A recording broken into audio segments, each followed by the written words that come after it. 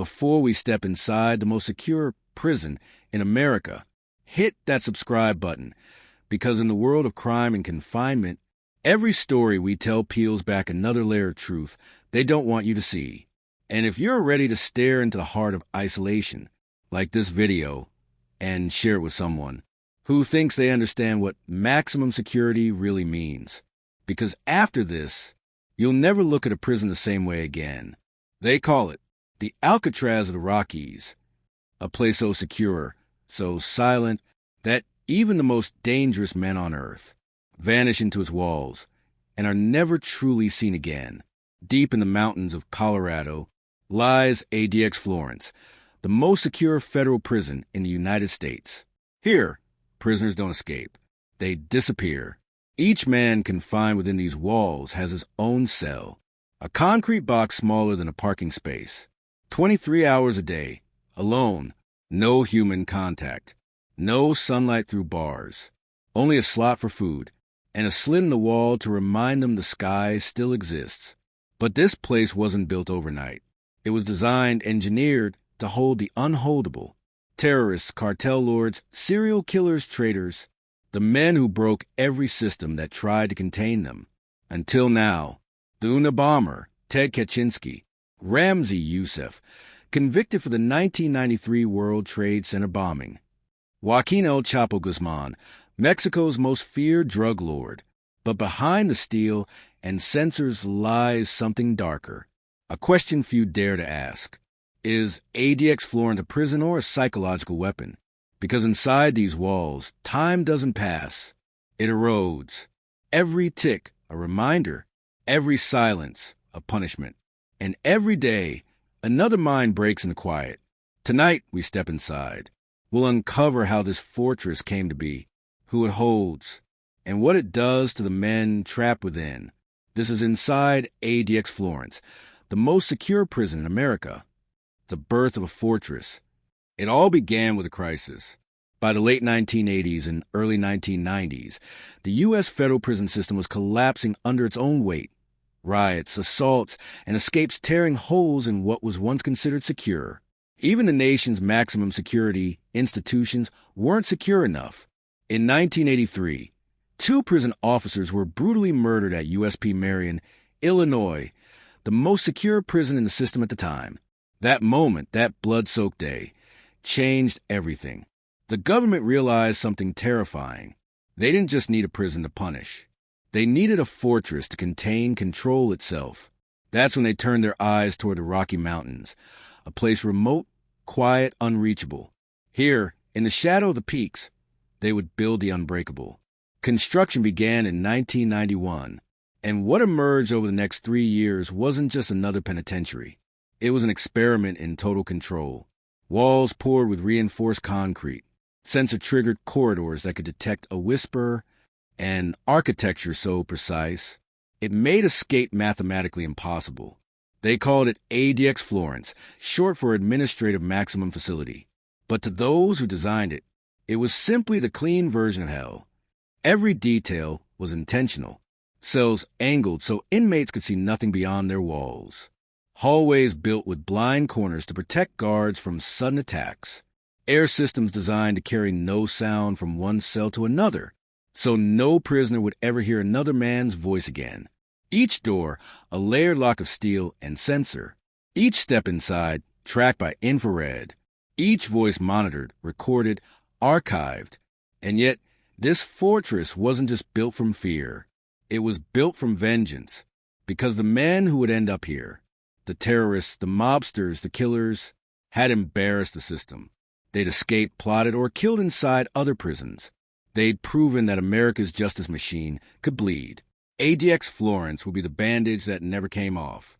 By 1994, it was ready, a $60 million monument to control with capacity for just over 400 inmates. No dorms, no yards, no freedom of sight or sound. Just concrete, steel, and silence. The first to enter were the worst of the worst. And as they arrived, one transport at a time, the world outside barely noticed. But inside those gray walls, America was about to witness something no one had seen before. A prison that didn't just confine bodies, it crushed minds. The layout of fear. If hell had blueprints, this is what they'd look like. Welcome to ADX Florence. Soft wind fades. The hum of machinery deepens. Before you see an inmate, before you even see a guard, you'll see the system. Every inch of this place is designed for one thing: control. The moment you pass through the outer gate, you're already being scanned. Infrared sensors track your body heat. Cameras follow you from 20 different angles. Even the air around you is filtered, monitored, measured. Past the first checkpoint, the world begins to change. No color, no sound, only gray concrete, white light, and silence so sharp it cuts. The corridors are narrow, deliberately so. Every turn ends in a steel door. Every door a choice only the control center can make. From the inside, the structure feels almost surgical. 4 main housing units branch from a central hub, each one sealed off from the next. Guards don't patrol the halls freely. They move on rotation, timed to the second, monitored at every step. Inside each unit are the cells. Concrete cubes 12 feet long by 7 feet wide. Walls thicker than most vaults. A single narrow window, just 4 inches wide, angled toward the sky. So an inmate can't even tell where he is in the world. There's a concrete bed molded to the floor. A stainless steel sink and toilet. Nothing detachable, nothing sharp. A small black and white TV bolted to the wall, showing only pre-approved channels. No bars, no voices, just air that hums through vents and the endless hum of fluorescent light. Even the recreation yard isn't what you'd imagine. It's not a yard at all, just a cage. A concrete pen open to the sky through a metal grate, barely large enough for a man to pace in circles. 1 hour a day, that's all they get. 23 hours of isolation, 1 hour of pacing. No touch, no conversation. Only the sound of their own breathing and the wind through steel. And yet, the scariest thing about ADX isn't the walls or the gates. It's the design philosophy. This place was built to remove one thing from every human being who enters: agency. You can't choose when to walk, when to eat, or even when to sleep without the light burning above you. The architecture itself controls behavior. Every line, every angle, every texture, a psychological experiment in obedience. You start to lose your sense of time here. The silence starts to feel like pressure. And after a few weeks, even the sound of your own voice starts to scare you. But ADX isn't only about isolation. It's about layers. Layers of power, fear, and precision.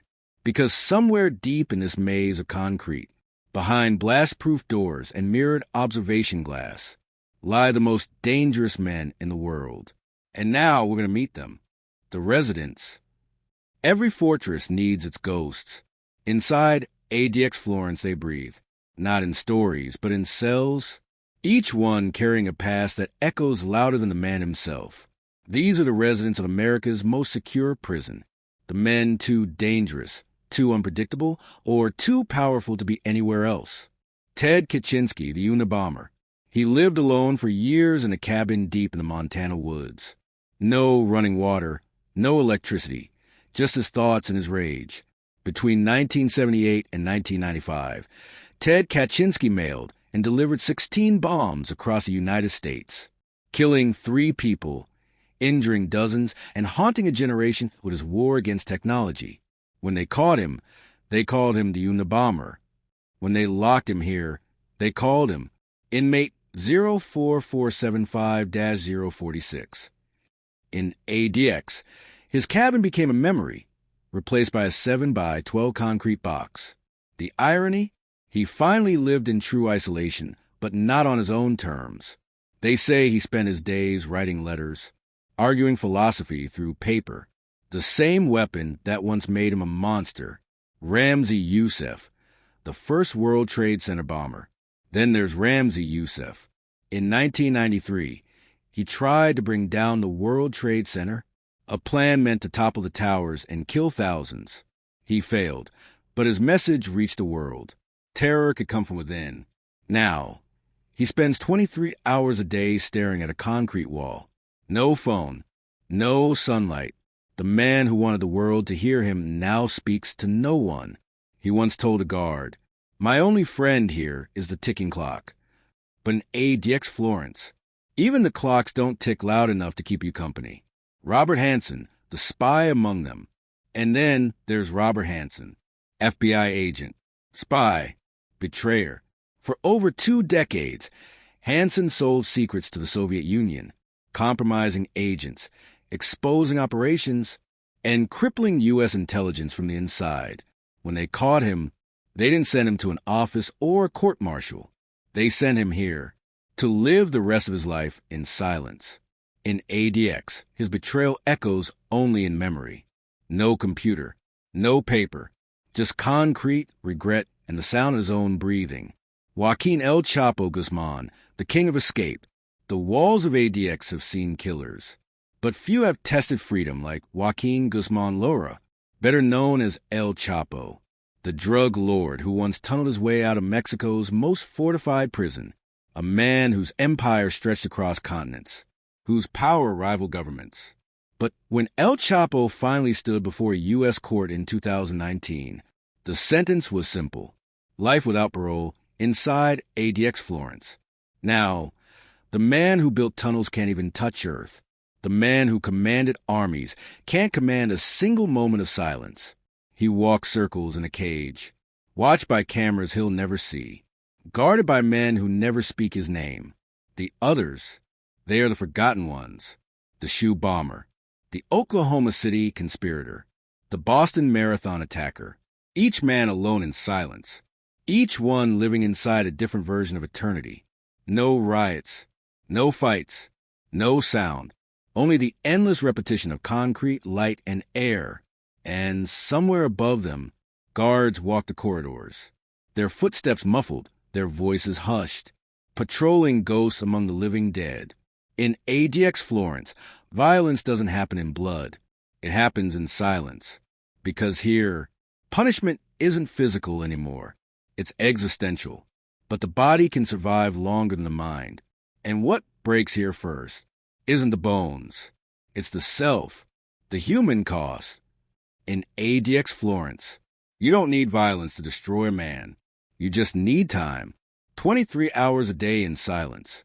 1 hour alone in a concrete cage. Day after day, year after year, the body adapts, but the mind begins to fracture. Psychologists call it SHU syndrome, a condition named after the special housing units in supermax prisons. Its symptoms: paranoia, hallucinations, memory loss, self-harm, sometimes suicide. The human brain is not built for silence. It needs rhythm, the sound of footsteps, conversation, chaos. Here, there is none, just the hum of fluorescent lights, and the sound of your own breathing, until even that feels too loud. Days bleed into weeks, weeks into months, and soon you can't remember the last time you saw another face. Not through glass, not through light, not even through memory. Former inmates describe it as living in slow motion. Every sound becomes a signal. Every silence becomes a sentence. One man wrote, "When you scream in ADX, the walls don't echo. The sound just dies right in front of you." Another wrote that he began talking to the sink because it was the only thing that still answered him back.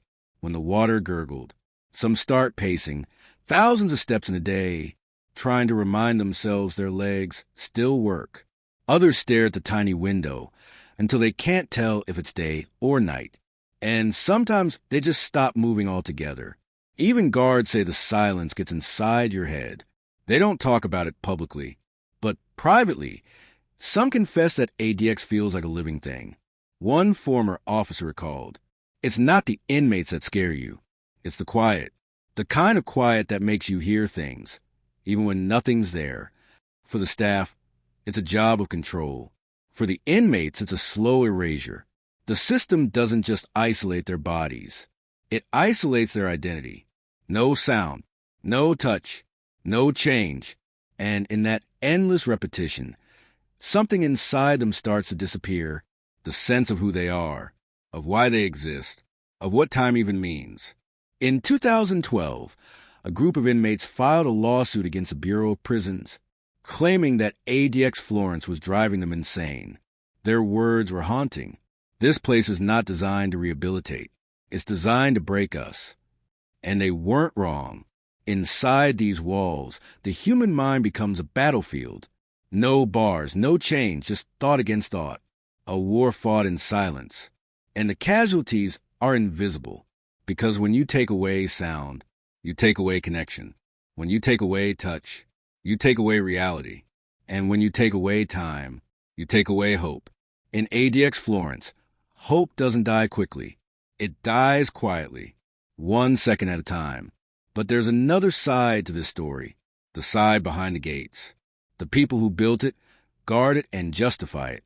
Because even in a place where every sound is controlled, the truth still tries to escape.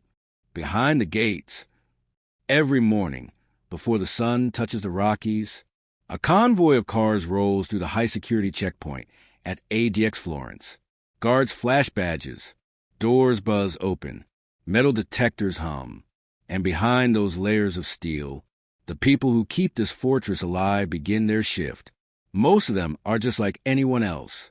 Parents, veterans, former cops. They laugh. They argue.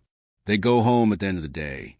But the difference is they spend those hours walking through the heart of silence. One officer once said, "We don't work in ADX. We work with it." And what he meant is that the building itself enforces the rules. Every door is controlled from a central pod. Every camera sees more than any guard could. Every hallway is built to absorb sound, to swallow it. The prison doesn't just hold men, it holds control. Over the years, former wardens have spoken about ADX Florence, like engineers describing a machine. Robert Hood, one of the most well-known wardens, once called it a clean version of hell. He said it wasn't meant for living. It was meant for housing the ghosts of violence. But even he admitted that working there began to change him. He said, "You can't run a place like this without it getting under your skin. You start to think differently about mercy, about justice, about what rehabilitation even means." For the wardens, ADX is supposed to be a tool of order. For the psychologists, it's a study in limits. And for the guards, it's a daily test of empathy. How much punishment is too much? When does isolation stop being justice and start being cruelty? Don't look them in the eyes. Stay 2 steps from the door. Never let them talk too long. Rules repeated like a mantra, a way to keep distance, not just physically, but emotionally. But inside those walls, even the toughest guards start to feel the weight. One said he would go home at night and still hear the door slam in his dreams. Another said he stopped telling people where he worked because when they heard ADX, the conversation always changed. And yet, many of them stay for decades because in their eyes, someone has to guard the monsters. But here's the question that lingers. When you live among monsters long enough, does the cage protect you from them or you from yourself? In the early 2000s, internal memos from the Bureau of Prisons described ADX Florence as the model of future corrections. An evolution, not a punishment. But not everyone agreed. Some officials quietly warned that the model was dangerous, that it replaced discipline with dehumanization. One memo read, "The structure works, perhaps too well. It removes the need for empathy." And that's the paradox. The better the system works, the less human it becomes. To outsiders, ADX is a symbol of safety, a fortress keeping the worst of humanity locked away. But to those who work within, it's something else entirely. A reminder of what happens when control becomes perfection, and perfection becomes cold.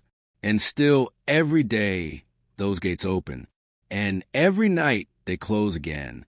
Hundreds of men and women walk in and out of place. That most of the world will never see. Some leave the job, some don't, and some never really leave at all.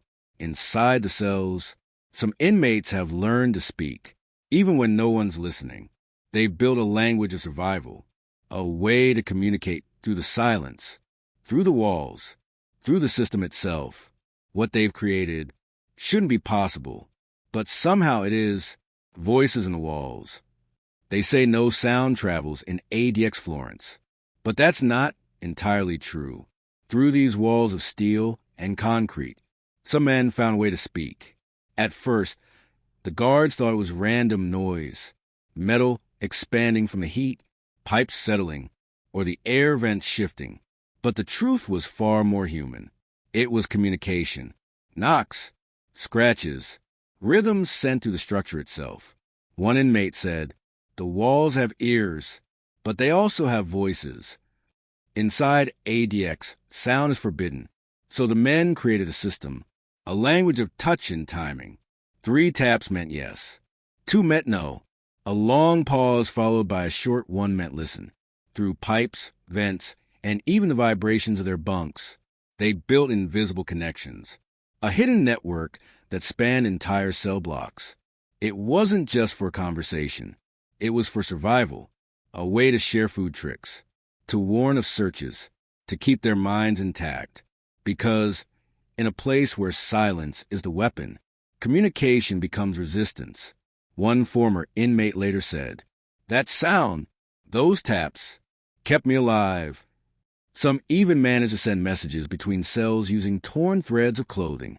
Others smeared words in soap across mirrors, letters invisible until the glass fogged from breath. Every act of contact was a rebellion, small, quiet, and deeply human. In one documented case, 2 inmates, who never met face-to-face, spent years developing a full alphabet of taps. By the end, they could talk for hours, telling stories, jokes, even confessions. But communication in ADX came with a price. Guards listened, microphones hidden in vents, sound sensors in the walls. Anything that broke the silence was flagged. When caught, punishment was immediate. Extra isolation, loss of privileges, even total sensory blackout. And yet, the walls still talked, because even in a prison built to erase connection, the human instinct to reach out, to be heard, never truly dies. It's said that the sound of those secret knocks is the heartbeat of ADX Florence, a reminder that somewhere behind the layers of concrete, steel, and silence, men are still fighting to exist. And sometimes, those messages weren't just about hope.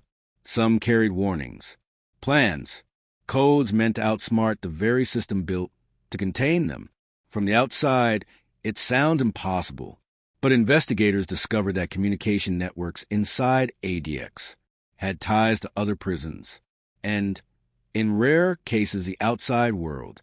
Letters written in invisible ink, notes hidden in legal mail, information passed through coded book quotes. For years, no one knew how deep it went, because for every message they intercepted, another one slipped through. In 2015, a report surfaced that some inmates were still managing to send orders to gang members outside, despite the cameras, despite the isolation, despite the silence. How? No one truly knows. But it proved one thing. Even in total control, there's always a crack in the system. You can lock the doors. You can block the light. But you can't imprison thought. And thought always finds a way to speak. Because in ADX Florence, silence isn't peace. It's pressure. And under enough pressure, even the walls begin to whisper back. But ADX was never just a prison. It was a social experiment. A question of whether total control could ever truly contain chaos. And that experiment has had consequences far beyond its walls. The experiment, ADX Florence, wasn't just a fortress. It was a question. Could total isolation contain the most dangerous humans on Earth? Could it break their will without touching their bodies? And could it create order from chaos at the cost of their minds? Psychologists watched, studied, and sometimes criticized. They warned that long-term solitary confinement could cause irreversible damage, hallucinations, depression, rage, cognitive decline. And yet, the Bureau of Prisons continued to expand the model. One former warden admitted, "We didn't just want a prison. We wanted control, perfect, absolute, inescapable control. If it could survive here, it could survive anywhere." And survive it did. ADX Florence became the blueprint for supermax prisons across the United States. It influenced facilities in Illinois, Pennsylvania, and even private prisons nationwide. Isolation cells patterned after ADX, the cold concrete boxes, the 23-hour confinement, the sensory control, spread like a methodical experiment in human behavior. Experts debate its effectiveness. Some argue it prevents violence, keeps terrorists and killers contained, and protects the lives of guards and fellow inmates. Others warn of the human cost. Reports show inmates in ADX are far more likely to develop severe mental illness than in general population prisons. The line between punishment and psychological warfare is dangerously thin. In some ways, ADX is a laboratory. The subjects are inmates.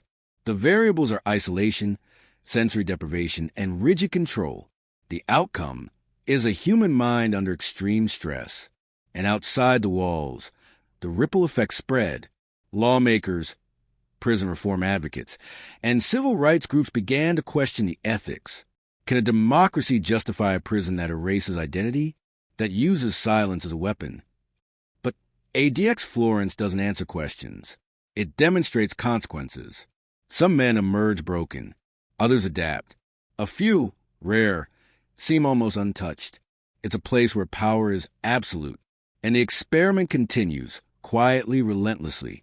And its influence stretches beyond U.S. borders. Countries facing terrorism, gang violence, and civil unrest have looked at ADX Florence as a model of containment. Solitary confinement units, sensory deprivation protocols, and extreme surveillance measures, all inspired by the fortress in Colorado. The question remains, if you strip away freedom, silence thought, and remove human connection, how much of the mind survives? And if the system works too well, do we risk creating a prison not just for criminals, but for humanity itself? ADX Florence is more than a prison. It's a mirror, showing us what happens when control becomes obsession, when fear drives design, and when punishment becomes total.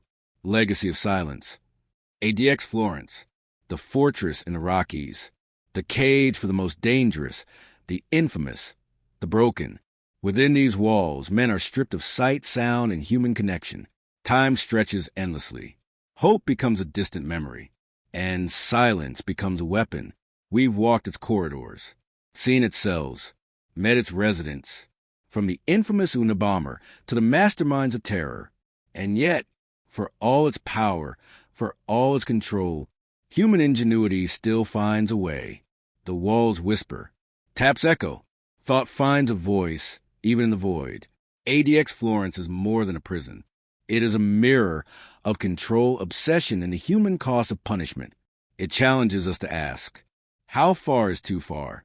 When does justice become cruelty? And at what price do we contain the monsters while risking our own humanity?